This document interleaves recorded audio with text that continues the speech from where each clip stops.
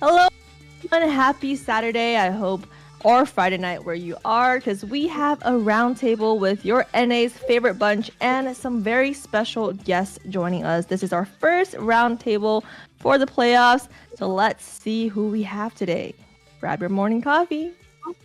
All right, we have Yato, Midnight, Private Dancer, and Trex. So let's start with our usual bunch, the casters, Private and Trex, and then we're gonna have Yato and Midnight do a little brief introduction. So go, Private. Well, as most people already know, caster for North America here in the NACT, coming off an exciting start of the playoffs last week. Did I just hear dogs attacking somebody's back there? But yeah, exciting matches last weekend, and we're going to be moving into a big topic, especially this Saturday. A lot the top four in North America are going to be smashing heads there. Mm-hmm. Yes, you see my reaction. Next? Mm-hmm. All right, Show us your shirt, Trex. Trex here. Oh. Here we go. What's the most important thing this NACT? Drink water, Bam Matilda, boys. Trex here. You guys know me. We're having fun. Round table time playoffs. Mm-hmm. Liddy. Thank you for having me here. Yes. Liddy. Liddy. All right, Yato. I'm Yato from DA. Nice to meet you guys. Mm-hmm.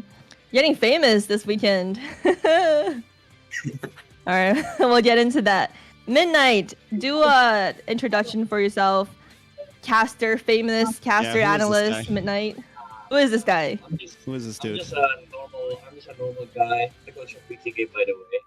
I'm the newcomer here, I guess. That's it. So I think Midnight's maybe need to hear you a little bit more clearer. All right, how about this? There it is. Perfect. There we go. There we got our caster in the seat, guys. All right. So let's take a little look at what happened in our first stage of the playoffs. Because we already had the first weekend, and then tomorrow we're gonna have our second weekend of playoffs matches. So Trex, why don't you take us through what we saw last weekend? Well, last week we saw Gaming Gladiators completely stomp Legacy. We saw Area 77 completely stomp Fiends. We saw Bloodthirsty Kings completely stomp Bloodhounds. And we saw Devious Activity completely stomp Night Horde. Nothing but sweeps in round one of NACT. Though there were some decent games. But still, I think we're just now getting to the real bread and butter of playoffs. Yeah, did you guys expect... The real question is right now is whose legs are getting a little tired now with all that stomping. Who's got the stamina for this second round right now with stompings? So, Yato, how did you feel about that match? Because I didn't actually expect all sweeps from all the series. Maybe for you guys, the series, I kind of expected like a 2-1 or something like that. But you guys came in strong, right, Yato? We added Bodge back, strong. and I think that made us stronger than we were. And they also had a roster change, so. Have you been practicing with Bodge before that? Yeah, a lot this past week. And Midnight, did you watch the match? How did you feel about it? We were surprised with how good DA was against Night Horde. More so, a little bit disappointed with how Night Horde performed because we kind of expected that this series was going to be close. But it's an expected result either way because again, the new roster for DA is looking pretty strong. Yeah, that's true. Because everybody, when Bodge was coming back in and then having T back on that XP lane, felt that DA was very strong. The only thing is the debate was because Night Horde had a very strong run against BTK. And how did you feel about that match with BTK and Night Horde Midnight? Honestly, that was kind of the week where we were slacking off. I mean, it's not it's not an excuse, but more like we really didn't prepare that much, and that's the reason why we lost. So it was a good wake up call, like for everybody too, and not slack off, especially right now it's the playoffs. Yeah, that is true. That is very true. First week, all whoops, but then this weekend we're gonna have some very exciting matches. So we're gonna go deeply into that afterwards. Anything to add, Trex or Private? Why do you have glasses on right now? I actually need glasses. I just don't ever wear them on cast. Liz. So judgy. Fun story. Yeah, I know. Fun story. I actually lost my glasses the very first time I ever casted in Vegas, and I had to have Private tell me the gold count throughout the whole very first NACT grand finals. I told him, I was like, listen, during this game, you're going to have to say the gold count about every 5 minutes because I cannot see it at all right now. I lost my glasses. So, Well, what happened to your glasses? I just lost them in Vegas. You know, what happens in Vegas stays in Vegas. You know. I see a lot happened there in Vegas. I lost my glasses. I think the only thing I wanted to add about the matches and what's been going on here in the NACT just recently is it's really kind of shown, like I want to say in the last seasons, it's been a little harder to try to analyze what's going on or what certain picks would be, because a lot of teams, they just went for their favorite picks up there. Now I want to say NA's grown to a point where a lot of the top teams, they're in the meta, they understand the meta, and they're getting better to a point where teams like BTK, like GG, like all of these teams, even Gosu learned the hard way. You cannot slack off anymore. It's not one of these things where you can just, all right guys, throw it together, let's go ahead and dominate North America again. No, like these teams are starting to study. They're starting to get a lot better at drafting to the point where like there's just you'll start seeing the hiccups. BTK learned, GG learned really hard way. Like I said, it's getting to that point. I think I don't really think we're gonna see that on Saturday at all, because I mean I think all of these teams know, especially those top four there, know what is at stake, especially if they're caught slipping. I think since every single one of them has had one experience or another with it. Yeah, so speaking about that, I actually want to know, so why wasn't Joybotch in the DA roster to begin with? Like, why was he added on back into DA? Because he was in a different team, right? No, not really. No? In the beginning, it was supposed to be him, but then he messaged me out of nowhere one day. He was like, at work, and then like he has like so many work that maybe he couldn't reach some of the NACT matches. So I felt that like if he couldn't make the matches, it would be like pointless for him to be in the roster anyways. And then after like in the middle of like top 8 regular season, he said that the schedule is like free now, so like, oh, we can just swap back T to XP and then add him then, because it wasn't like going well for us either. Yeah, that was actually very smart, because he can swap the rosters before that playoff stage. And did you guys expect how the regular season turned out? Did you guys come in expecting the competition to be that fierce? It was harder than NACT last year for sure, and I'm surprised that the matches this season are like way much closer than what it was like in the past. And who did you feel that was most surprising for you guys coming in? Teams or? Yeah, like which teams did you feel like, oh, I didn't expect them to do that well? I think A77 surprised me the most. But they also, yeah. I also know them. True. Okay, let's dig into some of the highlights last weekend, because we know a lot of very thrilling highlights. So Trex, why don't you take us through what happened here, the savage moment for Mr. Mobazane? I mean, this was first savage of the playoffs. We don't want any confusion. First savage of the playoffs, not of the whole season, but first savage of the playoffs. Mobazane able to do it. I mean, at this point, they were having fun and they were just dominating. It just goes to show that I think as a unit, the team looks good. They feel good. I think there was, per usual, BTK started off season a little bit rickety, and then once kind of synergy got locked in, they look great, and Mobazane finally able to kind of put out some aggression. I think the question on all of our minds really is, will we see something like this? I don't think we'll see the alpha, but will we see something like this, in future games down the bracket? But I mean, we do have the coach himself here, Maybe Coach Midnight can take us through this a little bit. Yeah. I can't. Yato's here. I can't launch into anything.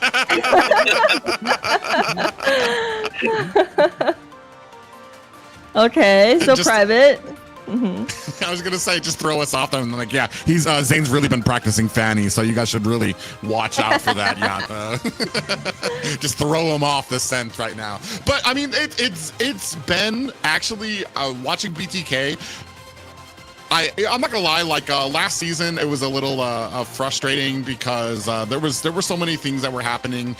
There were issues protecting Zane, getting that synergy again. And this season, I want to say kind of, it didn't start the same way, but it still started at almost a negative, where they were having issues, and I think a lot of people identified it.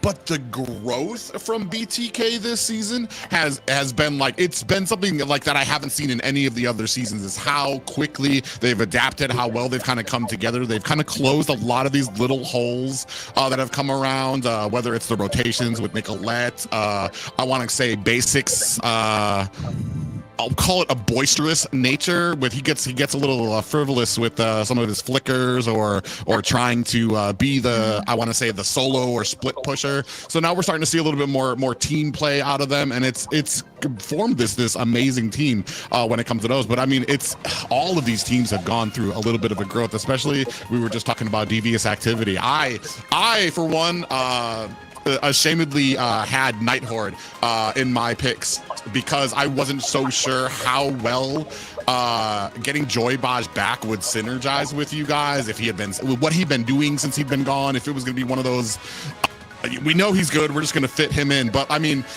I kind of completely ignored the fact that you guys have been playing together for like almost like literal years. So you guys had that like just such a strong synergy with each other, and just absolutely obliterated Nighthorde, which was it was amazing to see. So for Coach Midnight, did you guys draft? So you drafted that alpha, right? Like, how has working with BTK Midnight been for the alpha. past? No, so that was I'm so, okay. Maybe I did. was about to say. I'm like, Okay, so No, the thing is, like, all right, I think it's okay to say, like, game not a one, lot to work with. no, game one, like, we were already heading towards that match, like, looking to pick in the alpha. I didn't want to pick it for game one, game two. Zane was literally asking me to give him the alpha. And I was like, the whole team agreed. We were like, all right, if we win 2-0, then sure, we can pick up the alpha for the third game. But it wasn't like a free alpha game where we could just pick it. You know, it's Bloodhounds is still like a decent team, I would say. And you also need like proper setups for the alpha pick. So I think it was okay given at that point, because like the team was confident that they were gonna win either way in game 3. So I was just like, all right, Zane, what do you want? Get the, if you want to get the alpha, then just go ahead, go get the alpha. How do you feel about the Savage though?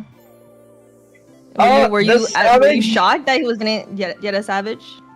I mean, it's Zane, so like if you give him something that he's very comfortable with, and he can, like, if he sees a play, he's gonna make it. Like, you know, it's a classic Mobile move, and with the alpha, whenever he's online, you know, alpha's online, and you jump in with pipe heroes, no defensive spells. Of course, he's gonna take a Savage. I want to hear from Yato about the Savage. Did you feel? Are you scared of this alpha? Or do you think it's just, you know, Bloodhounds? Bloodhounds. Okay, so let's take a look at the next highlight with Melon on a marksman private. This one's really interesting, not just because of the special highlight, but just highlighting Melon in general, who came in, and I'd love to like touch with Yato about this too. Melon coming in as a substitute. Well, first of all, like, why was this monster warming the bench for your team in the first place? Like, he has come out and been like an absolute highlight reel from the team, almost like overshadowing the fact that Joybaj was back and had like that great game in the XP lane. But I mean, here he looks like he's been doing this for seasons here in North America, really kind of setting a standard, especially when compared to people like the Zia, compared to Basic, even Mark Cutie, who's been here for a long time. Just Melon has just been a staple right now for devious activity. So when we first got yeah. Gina, we were like we weren't having like much synergy with him, right? And Kush had an idea. He was like, "How about we just add Melon as a sub just in case, things doesn't work out." So when we tested Melons in scrims, he was playing like really, really good. Like he was like, I mean, I've seen him in rank multiple times, and he was performing like really well. But when I first saw him in the scrims, it was like I was like, damn, this guy's good. So later on in the season, we tested him for one game because Gina couldn't play, I think. So and then he did like so well. So we were like, maybe we should think about like we should be main. So we got him. After the second week or so, Melon has been a staple in your roster, and then now he's on the main lineup and he's really making a presence. And Coach Midnight, how do you feel about the basic versus Melon matchup coming up? That's interesting because not a lot of people notice, but I trained Melon a bit before, so I sort of like understand how he plays. Because like there was this period where I worked with OSP before, and we had a lot of private sessions with Melon, and I know for a fact that he's a very hard marksman to kill. And Basic, on the other hand, is a very aggressive marksman. It is an interesting matchup, however, and I do feel like it's gonna come down to sheer mechanics. Like Melon and Basic will have to like duke it out in the goal lane, 1v1, solo, because that's their playstyle. Like Melon and Basic love playing their goal lane 1v1. Okay, so if you were just not coaching BTK, if you were just like unbiased, completely unbiased, who do you think is the strongest marksman right now in NA? Strongest marksman in NA? Or give me like compare different marksmen and say their strong suit. I'd say the most stable one out there is Ian. The most aggressive and playmaker is Basic, and the one with the best potential, right now, is Melon. Great way of putting it without hurting anyone's feelings. I love it. Oh yeah. What about Trex? Because we know you have the goated predictions. The goated predictions. Knows a lot about NA. I know. I actually don't know anything about NA. But I will say this, Melon. So the moment we saw Melon come on, like get off the bench, we were kind of hyping him up, and on all of our minds was like, who is this dude? Like who is this guy? So I actually jumped into Simpsons Discord like a week ago and was like, yo, who the is Melon? And someone was like, he used to kind of be on the bench for OSP, because I needed to be able to like say that because in my opinion, he is possibly like rookie of the year, right? Because now that we know, like, he has never really competitive. Yes, he was on OSP, but he never like competitively played. He's never been like a top 8 player or anything. So for a player like this to be first time on a roster halfway through the season, possibly make it to top 3, top 2, top 1, depending on how DA does. Able to handle himself with players like Yato, Baj, and T, who, whether you like them or not, they're not slouches. They're all NACT gold medalists. They've been in the scene for a very long time. It's like Melon is definitely, you don't see that very often. You don't see it very often for a new player. You normally don't even see a new player like that get on a team with guys like this. Normally it's it's hard to kind of break into to those types of things. So I think he got his chance off the bench and he showed up, and now he's a mainstay, and I think he's a player that we're going to see a lot over the next year. Agree. Trex made his point without hurting anyone. Let's take a look at the last highlight that we have today. Yato, this is a highlight of DA, right? So Yeah. what went on here? Tell us about it. Melon were messed him like- up, bro. There was a clash on butt, so they were like way like near our tower, and then we know Melon is on Hanabi, right? He can't be killed that easily.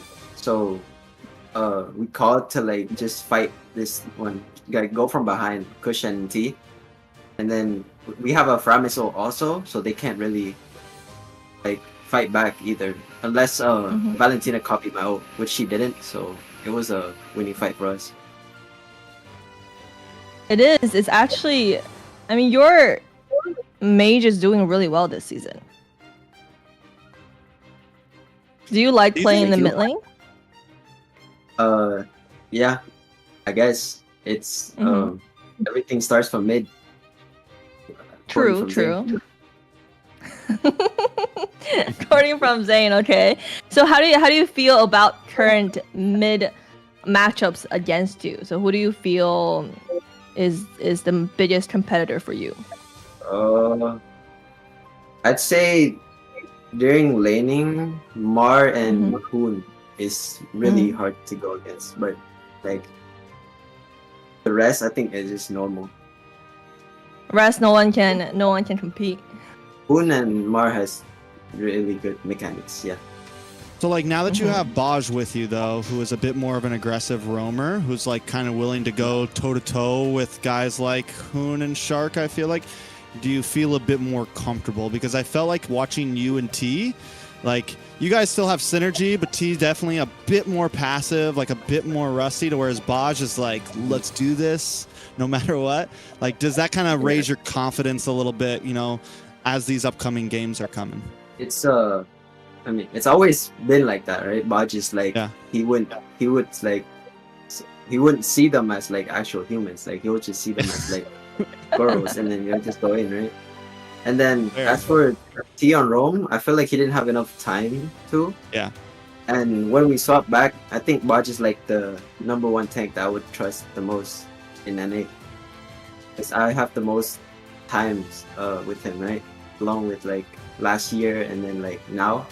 So even when Baj didn't have like practice much, if we can just practice for like a week or two, I think we can just get our synergy back like really quick. Because I know how built he the thinks.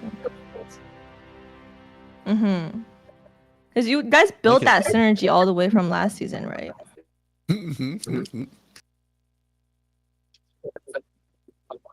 So, Coach Midnight, how has working with BTK been for you? Like anything that you need to take note of going into the next series next week?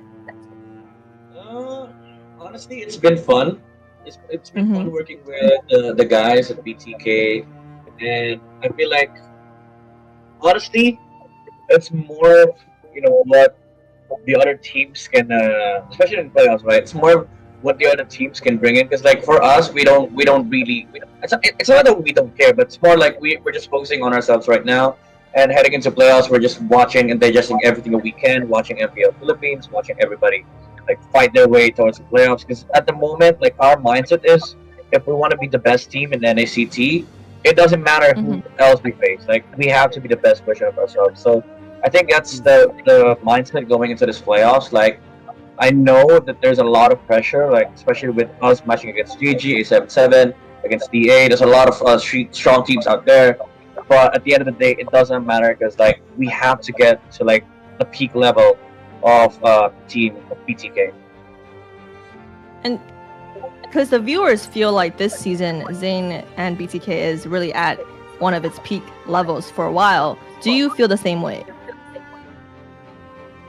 I would say it definitely is a different version. Not that I wouldn't say peak, but more not like the a best version, but a different version. No, like it's a different version of BTK altogether. Because I feel like there's a lot of discomfort with the new play style, especially with adapting to how PH plays this game, and I feel like they're still trying to adjust. But the thing is, like, it's right now the mindset is definitely better. Like it does translate over to gameplay. The approach is there, and it's just nice to see a different version of BTK. Again, I wouldn't say like this is the peak, but it's just nice seeing a different version of like how BTK goes through NAC. Absolutely. They're doing so much. It's definitely a different version, and I can I think that they have more potential to even be better than what they are right now, and they continue working on that. So for next week's bracket, Trex, A77 versus GG. Anything changed about your prediction after, you know, the GOAT shouted you out? No. No, I still think GG is going to win this. Mhm. I mean, don't get me wrong. Stand up for yourself. Yes. Yeah, I think GG is going to win. I don't know. I mean, it's definitely possible. I've been saying it since the very beginning of the season. Nothing's going to be free for any team. Any team could lose. There's not 100%. I don't think any team's like, they're definitely going to grand finals. Could be DA Area 77, could be DA BTK, could be BTK GG, could be GG DA, you know? I honestly believe there's a lot of opportunity for a lot of teams to get in there, so we'll see, but I do think GG's the favorite, and, you know. We can see from your shirt. Yeah. As long as they ban Matilda and drink water, they should be okay. Yeah. What about private? I've just kind of taken liberties with my guesses when it comes to stuff like this because I'm at the bottom of the board when it comes to my predictions, and I honestly I think this is going to go one of two ways. It's either going to be GG absolutely dominates, sweeps them into absolutely clean sweeps them, or this goes all the way and Area 77 managed to eke out ahead just because of how strong that they have been.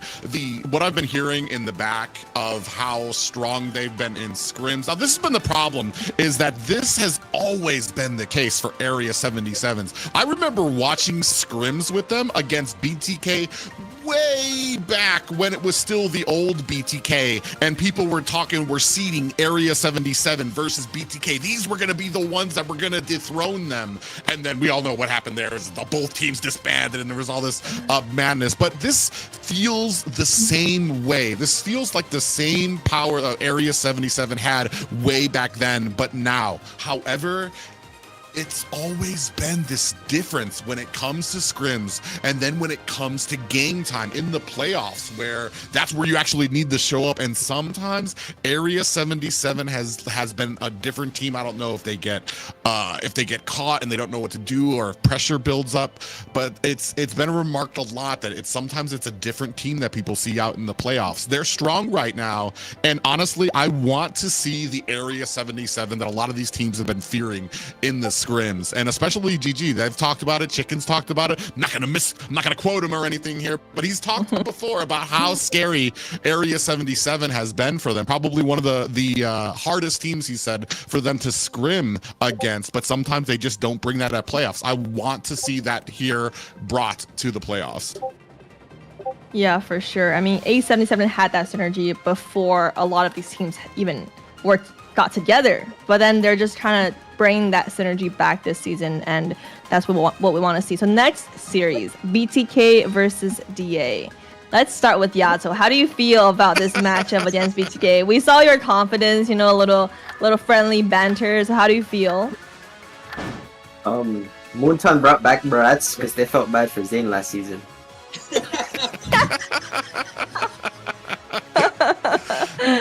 Oh, yo, this is gonna get. I love it. You guys confident though? Yeah, of course. I mean, if we weren't confident to win, there's no point in playing this NACT at all, you know? Agreed. So going against BTK though, who do you think is the most trouble that BTK would cause for you guys? Like which player do you feel like is strongest in BTK? It's kind of obvious. It has to be Zayn.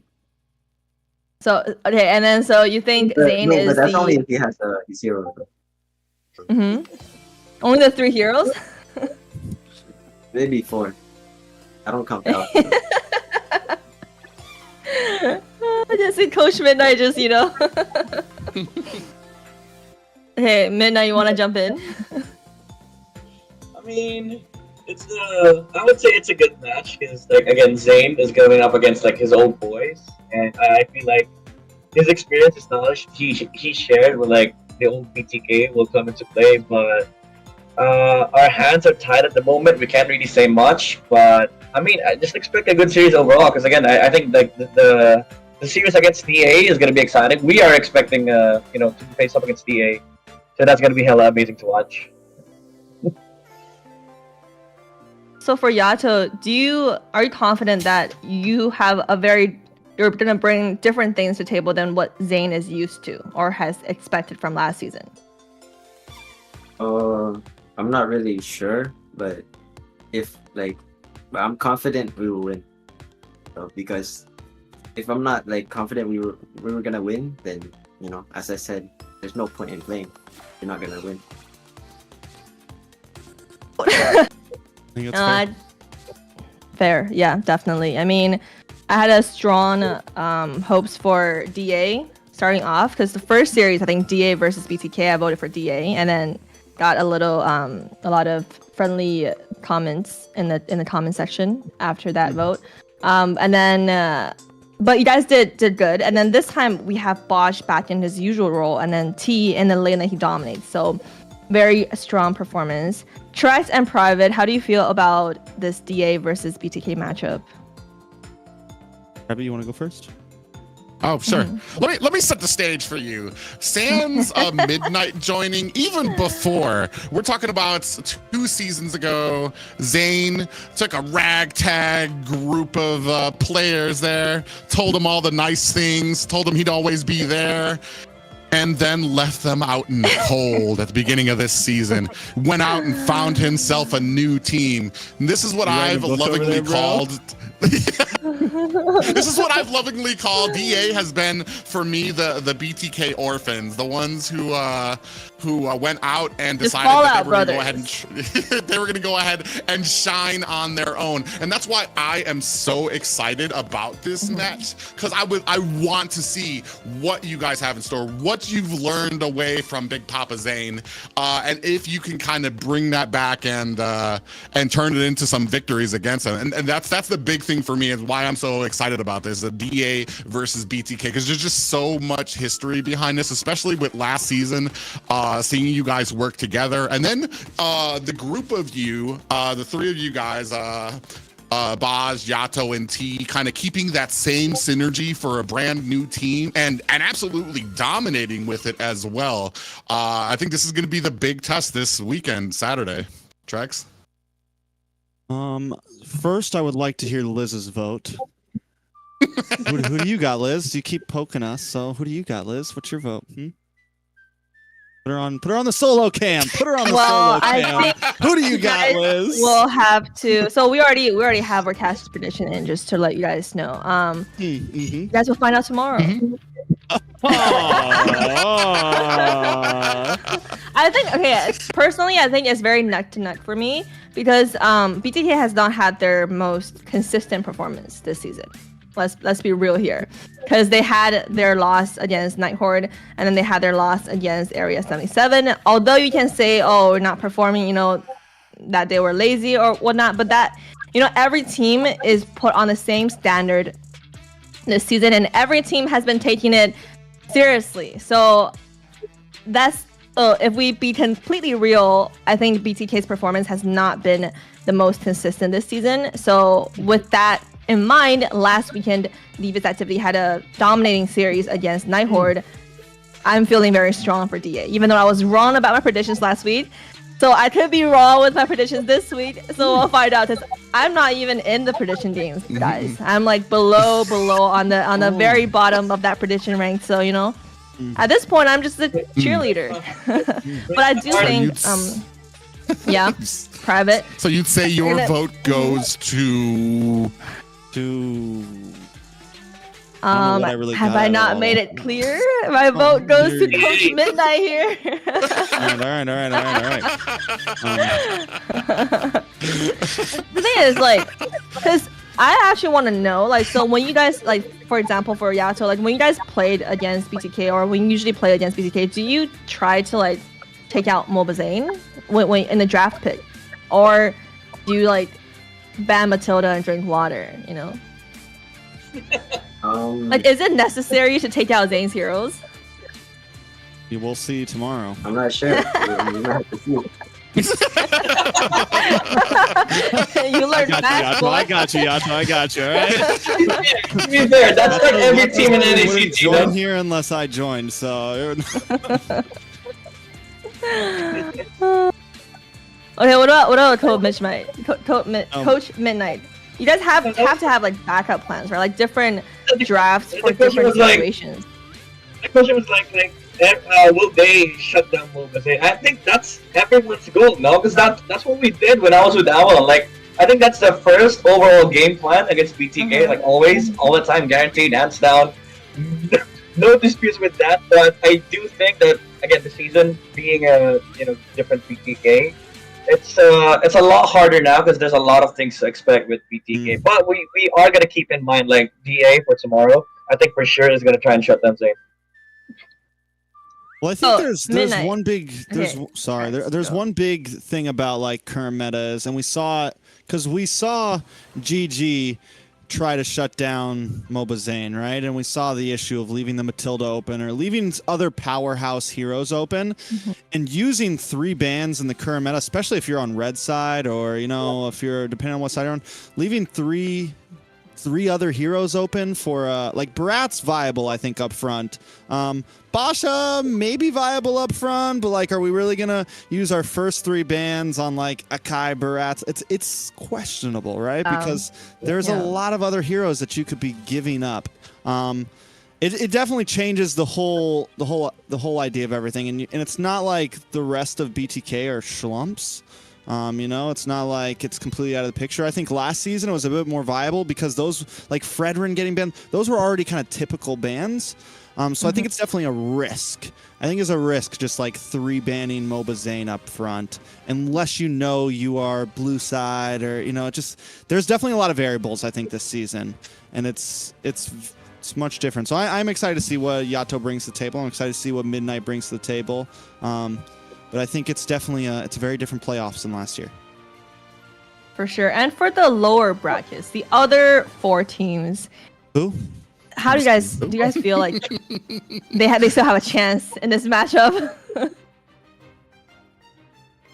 Let me start then with it since man, I'm not gonna lie. There's 2 teams on here. I want to say Fiends and Night Horde. I don't know a tactful way to say it, but it was kind of disappointing. I expected, especially Night Horde, who had 1 change on their roster and they brought in a 0. Like, I just expected better, but like even with one player, kind of changed out, it felt like this was not the same Night Horde that beat BTK the week prior. And in fact, I can say that for Fiends as well. I want to say also Legacy, they looked a little better. It's hard to compare Legacy because they went against Gaming Gladiators. And Gaming Gladiators basically just walked all over them. But there were little signs of life from Legacy. They were a little bit more put together. The rotations were a little bit tighter. They were able to cover escapes. They were able to get some ganks.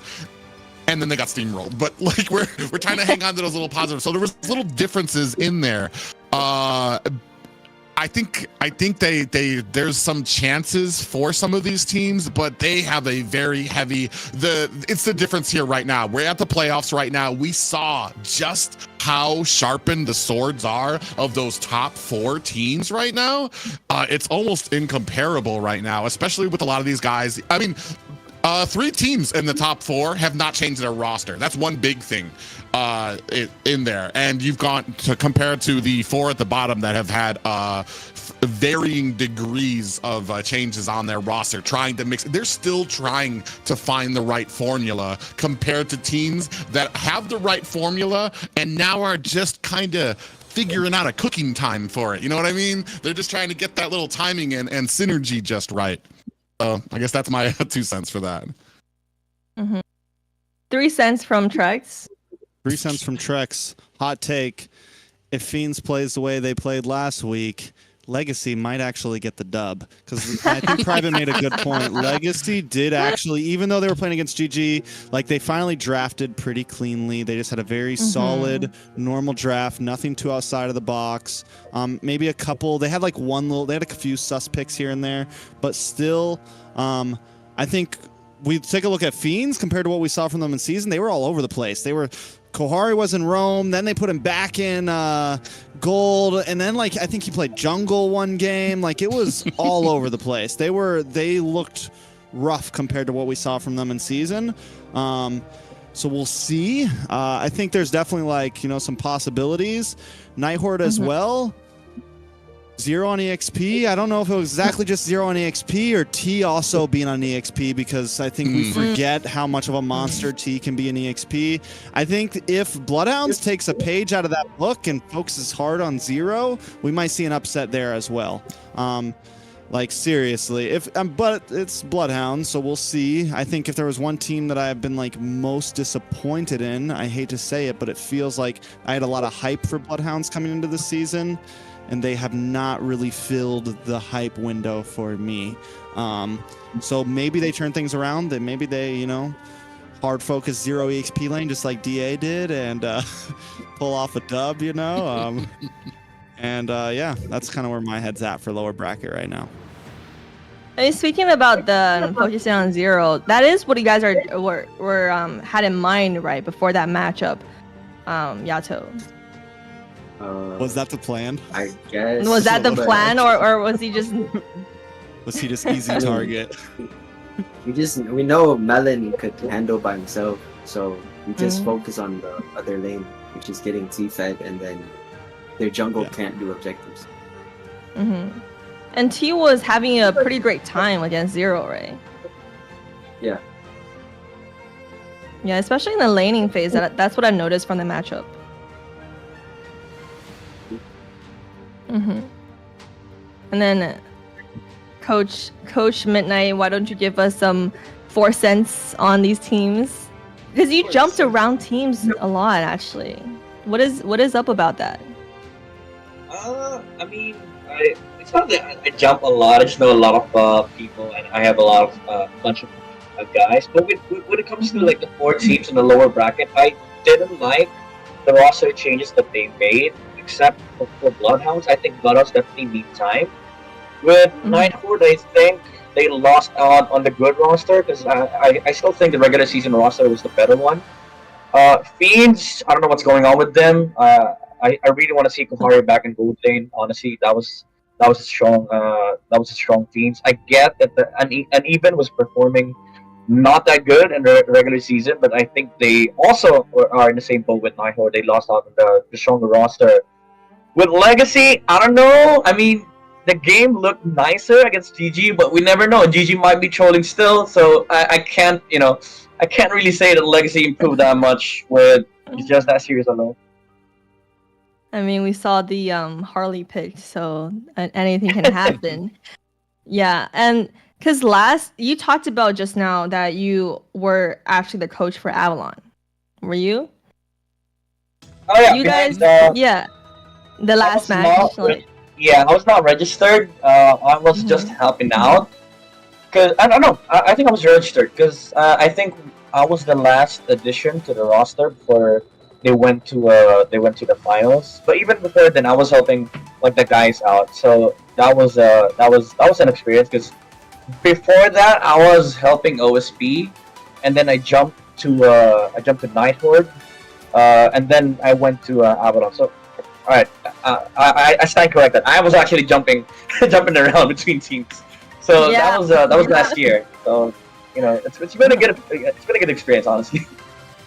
And I mean, it proved that you were very successful in whichever team you've been helping. I mean, you guys, that was an upset that nobody really expected last season, and probably gave Yato a little bit of trauma that last season. But this season, you are on a BTK, and we're gonna see that happen again next week. So see how Coach Midnight, if Yato and the team can kind of outdraft Coach Midnight and then outperform. So that is something that we're going to look forward to see. Any last words from our casters and our guests on the upcoming week, or anything you want to add? Private, you want to go first? For me, I'm excited. This weekend is going to be some of the most fantastic matches, especially Saturday. I'm happy to be casting it with Yui as well. It's gonna be Area 77. We just went over it with versus Gaming Gladiators, and then BTK taking on DA.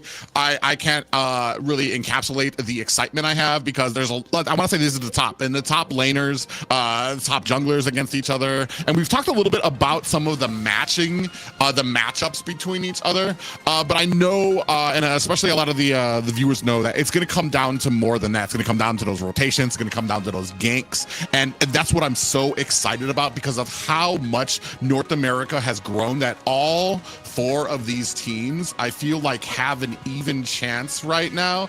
I'm sure a lot of people leaning in the favor of Gaming Gladiators because they have the history. They did it last season. They were pretty dominant the season before that as well. But I don't think it's ever been closer. We talked a little bit about the BTK. I don't think, and I know Midnight's being a little bit more subtle about it, but I feel like this is one of the strongest rosters, the strongest teams, if we're including Midnight with that entire thing, one of the strongest BTKs I've seen in the last 2 years.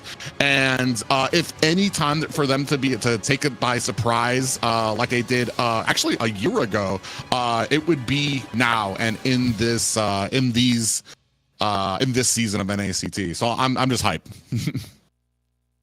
For sure. I mean, I think Coach Midnight is really the best +1 this season for BTK. Might be the reason why BTK is so strong this season, because we know Yato is a great player, and then that version of BTK was also very, very impressive. But this season we got Midnight on the draft, so you know that is a very that's a surprise element into BTK. And for Yato, any last words to your fans? You know, all the people who love you out there. Anything you want to add? Thank you for. I hope you support us for the upcoming match, and I hope karma doesn't hit, I guess. All right. I mean, I will support you guys for the next match. Coach Midnight, anything you want to say to the players? Anything? I mean, it's been a pleasant experience. Also, thank you for having me here. Thank you for Dave and the whole squad. And I'm excited for tomorrow. I mean, for the fans, keep supporting the teams they want to support. And let's see. I mean, I'm hyped for the DA match. I'm hyped to be. I'm hyped to see the Zane versus the old BTK boys matchup for tomorrow. So we'll see who gets to drink more water and ban more heroes tomorrow. All right, great way to end the show. So guys, keep supporting all the teams. Trex, we forgot about Trex. How can we forget about Trex?